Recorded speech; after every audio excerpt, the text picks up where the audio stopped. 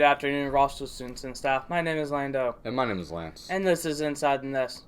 FFA livestock judging practices are Monday after school from 3:15 to 4:30. There will be a Best Buddies meeting during homeroom Wednesday, December 16th, in Mrs. Hale's room. Don't forget to bring socks for the sock exchange. There is no middle school wrestling this week. We will start practicing again when school starts in the second semester. Today's weather.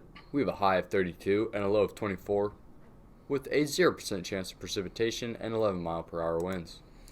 Today for lunch, we have a late Thanksgiving with turkey with gravy with a roll or spicy chicken sandwich, mashed potatoes, carrots, celery, peaches, and pumpkin pie. Tomorrow for lunch, we have pepperoni calzone or bacon cheeseburger with green beans, cucumbers, tomatoes, and pears.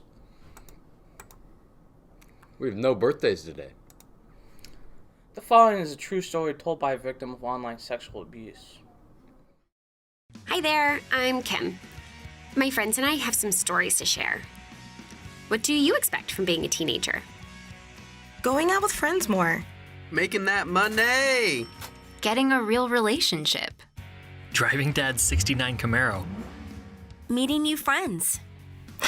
Sexual assault. What? Sexual manipulation.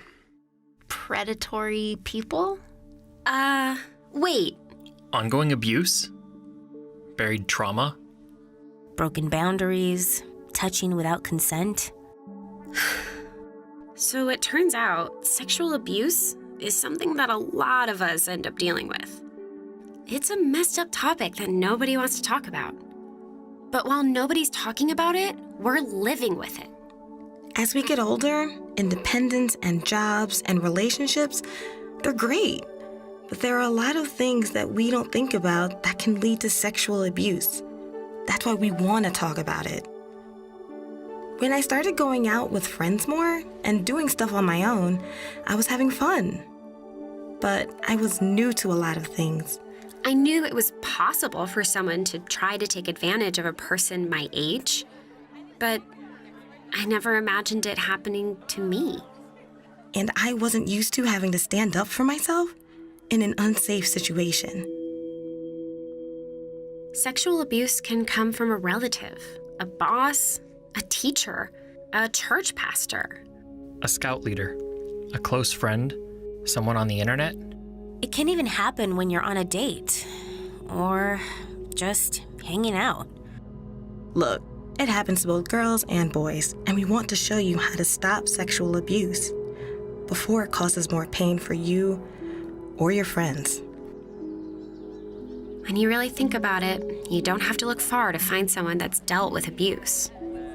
Or someone that's got something on their mind that hurts to talk about. Or someone that's been taken advantage of because they're growing up and want to fit in or have a relationship. Or someone that feels guilty or responsible for someone else's abusive behavior. Or someone that feels isolated and trapped by a situation. Everyone's got their own story.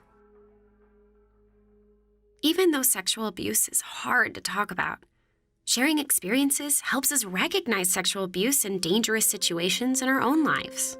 Bottom line, if someone's behavior makes you uncomfortable, you can tell them to stop. And if they don't stop, they're in the wrong and you should get away. We want to talk about sexual abuse. We want to talk about preventing it from happening. We want to talk about listening to ourselves and not giving in to social pressure or lies. And watching out for our friends when they're in unsafe situations. That means recognizing how abusive people can take advantage of you. Abuse can feel very lonely and personal, but I think that by talking about it, we can get rid of the stigma. Sexual abuse can catch you totally off guard, but experiences like ours can show you the red flags that can help keep you safe.